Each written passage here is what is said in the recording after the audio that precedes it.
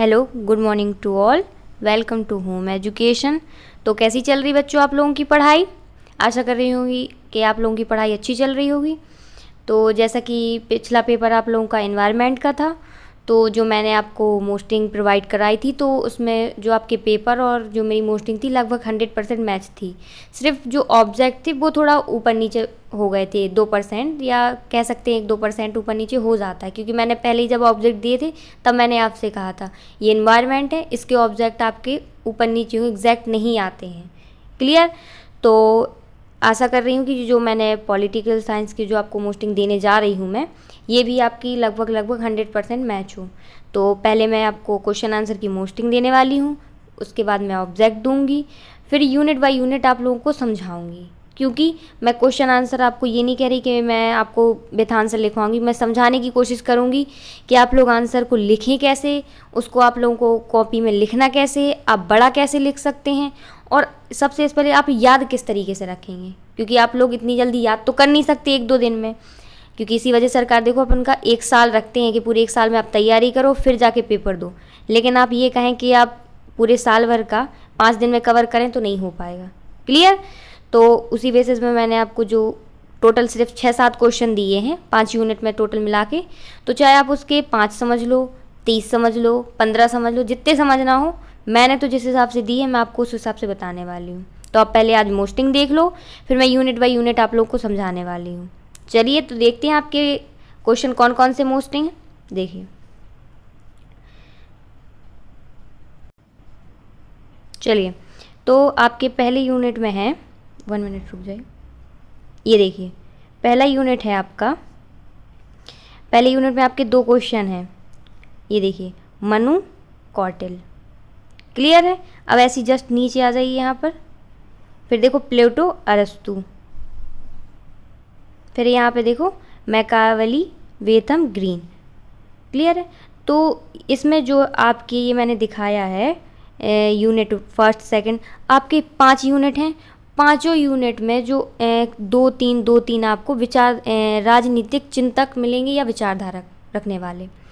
तो इसमें आप लोगों को क्या करना है, जैसे मनु कौटिल्य है इसमें, तो इसके बारे में आपको थोड़ा पता होना चाहिए कि इनकी विचारधारा, ये सोचने, चिंतन मतलब सोचते क्या थे, कि अर्थव्यवस्था के बारे में सोचते थे, कि राजनीति के बारे में सोचते थे, ये किस बारे में सोचते थे। जैसे सोच है तो कुछ ना कुछ तो सोचेंगे। अब वो स्पष्ट क्या है कि राजनीतिक चिंतन, तो उसके बारे में वो लिखना पड़ेगा अपन लोगों को। क्लियर हो गया? चलिए, तो आप लोगों को समझ में आया। जैसे मैंने इसका आप लोगों को क्या बताया कि जैसे मनु कौटिल्य है तो इसके बारे में आपको क्या पढ़ना पड़ेगा, जैसे आप लोग हिंदी में क्या बोलते हैं जीवन परिचय, तो वैसे ही आपको इनके बारे में थोड़ा थोड़ा पता होना चाहिए कि इनकी जैसे राजनीतिक चिंतन, तो आपके पढ़ना होगा, फिर आप लोग लिख पाएंगे।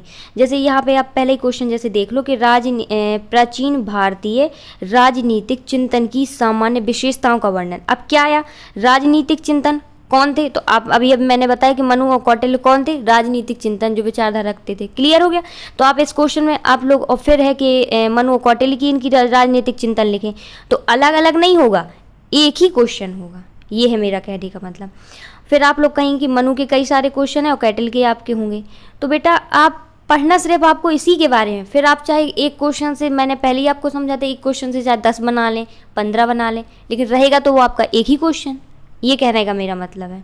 तो क्लियर हो गया? इसलिए मैंने आपको स्पष्ट लिखा कि जो टिप्पणी, आप लोग शुद्ध हिंदी भाषा में बोलते हैं कि टिप्पणियाँ आती हैं, तो आप टिप्पणी समझ लिए। हिंदी में क्या बोलते हैं, जीवन परिचय, और राजनीतिक पॉलिटिक्स वगैरह में साइंस में आप लोग रखते हैं कि टिप्पणी लिखिए, तो आप टिप्पणी समझ लीजिए कि आपको मनु और कौटिल्य की क्या करनी है, टिप्पणी लिखनी है। तो पहली यूनिट आपको कंप्लीट हो गई। अब देखिए सेकेंड यूनिट में क्या है आपके। चलिए, तो चलिए आपका सेकेंड यूनिट आता है यहाँ से। 1 मिनट रुकिए, हम कलर चेंज कर रहे हैं तो आपको समझ में आएगा। चलिए, सेकंड है आपका यूनिट 2। इसमें क्या थे, प्लेटो और अरस्तु, ये भी एक राजनीतिक चिंतक थे, पर ये पश्चिमी देश के थे, वो अपने भारत के थे, ये पश्चिमी देश के थे। क्लियर हो गया? तो जैसे कि आपको ओके, तो ये जो प्लेटो और अरस्तु थे, पश्चिमी देशों का मतलब होता है यूरोप कंट्री, सुना होगा आपने नाम, यूरोप कंट्री टाइप। ठीक है, तो आपको इनके बारे में पढ़ना है। तो ये भी एक राजनीतिक चिंतक थे। तो आप उससे पहले एक लाइन जान लो, यहाँ पे मैंने शुक्रेतो लिखा है, फिर प्लेटो, अरस्तु, सिकंदर। तो ये जो सिकंदर थे सिकंदर के गुरु थे अरस्तु, अरस्तु के गुरु कौन थे? प्लेटो, प्लेटो के गुरु कौन थे? सुकरातो। तो आपने अरस्तु का नाम तो सुना ही होगा, जीव विज्ञान में आपने पढ़ी होगी। तो अरस्तु को जीव विज्ञान का पिता कहा जाता है। क्लियर हो गया। सिकंदर जो थे, इनकी एक मुहिम थी कि इन्हें विश्व को जीतना है। क्लियर हो गया। तो आपको इनके बारे में तो रखना ही है याद, लेकिन आपको इसमें आपकी जो यूनिट सेकंड है उसमें सिर्फ आपको 2 लोगों का याद रखना है। किनको? प्लेटो को और अरस्तु को। क्लियर है। आपके यूनिट में ये 2 नाम नहीं है, लेकिन हमने इनकी जानकारी आपको दी है कि क्या थे। लेकिन ये अपने अपने जिस क्षेत्र में थे, ये अपने क्षेत्र में बहुत महान कहे जाते हैं। अभी भी आप इनका अरस्तु का आप जीव विज्ञान खोलेंगे, सबसे पहले अरस्तु ही आपको सुनने को मिलेंगे। क्लियर है। तो अपने अपने क्षेत्र में ये सब लोग निपुण थे, कहा जाता है शुद्ध हिंदी में। क्लियर। तो ये तो हो गया इनका वर्णन। आपको इनके बारे में पढ़ना कि ये करते क्या थे, इनकी स्ट्रेटजी क्या थी, किस तरीके के थे। ठीक है। तो इनका आपको जैसे हिंदी भाषा में कहते हैं टिप्पणी पढ़ना है, आपको इनके बारे में, इनका जीवन परिचय पढ़ना है। फिर उसी से रिलेटिव आपको इनके 2-3 क्वेश्चन भी देखने हैं। क्लियर है।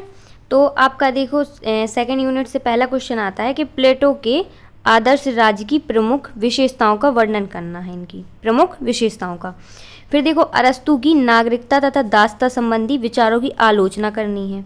और फिर मैंने तीसरा क्वेश्चन देखो लिख भी दिया है कि प्लेटो व अरस्तु की टिप्पणी लिखनी है, मतलब वही कि उनका जीवन परिचय, जैसे आप मतलब उनके बारे में आपको पढ़ना है, इसलिए मैंने टिप्पणी लिख दिया कि आप लोग भूलें नहीं।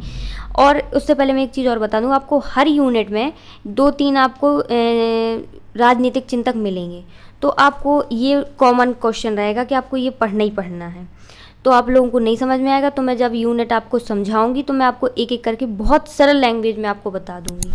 आपने मेरा पिछला जो इन्वायरमेंट के वीडियो थे अगर आपने देखे होंगे तो मैंने इन्वायरमेंट को बहुत ही सरल लैंग्वेज में आप लोगों को समझाया था, तो वैसे ही मैं आपको इसको भी समझा दूंगी। क्लियर।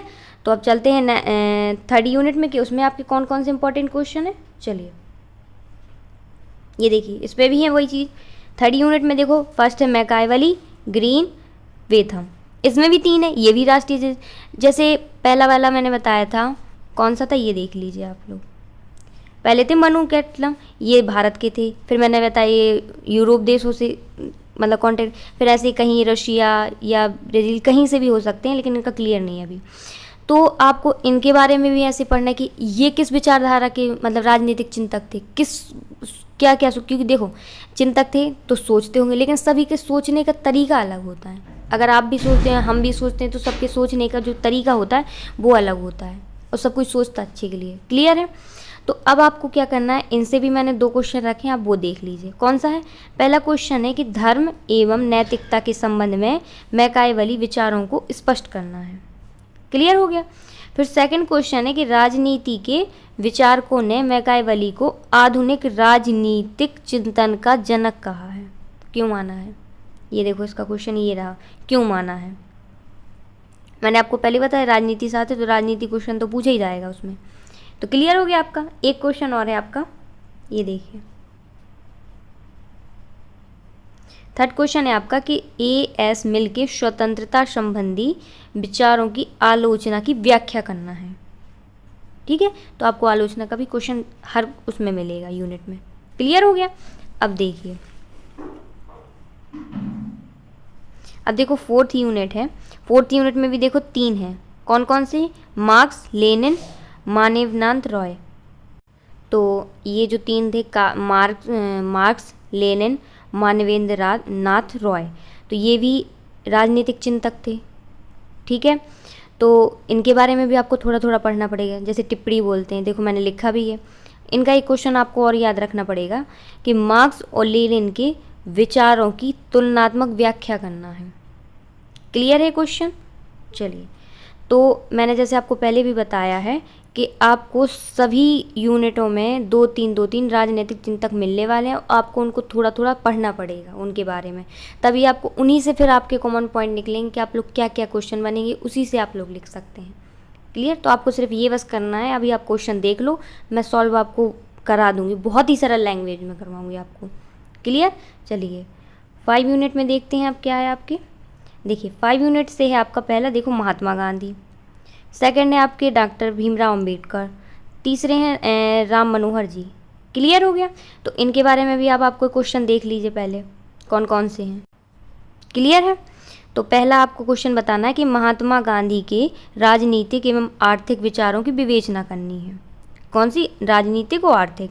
फिर दूसरे हैं अंबेडकर जी दलितों के मसीहा थे और उनके द्वारा किए गए कार्यों का वर्णन कीजिए।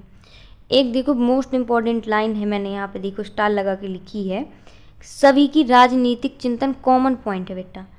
जो पांचों यूनिट हैं उन सभी पांचों यूनिट में से जो क्वेश्चन आएगा एक आपका राजनीतिक चिंतन का क्वेश्चन होगा। तो या तो जो मैंने आपको सभी के नाम बताए हैं टोटल, किसी में 2 थे, किसी में 3 थे, किसी में 2, किसी में, तो टोटल आपके 13 हैं ये राजनीतिक चिंतक करने वाले। तो या तो आप सभी को अलग अलग याद कर लो 13 के 13, या फिर मैं आपको एक अलग से दे दूंगी राजनीतिक चिंतन कैसे बनानी है। तो या तो आप 13 याद करिए या फिर मैं जो आपको सरल लैंग्वेज में एक दूंगी आप वो करिए। तो आप प्लीज़ एक बार कमेंट में मुझे ज़रूर लिख देना कि आपको 13 याद करने हैं या एक करना है मेरा क्वेश्चन, पर लिखना ज़रूर, मैं उसी के अनुसार करूँगी काम आपका। क्लियर? थैंक यू बेटा।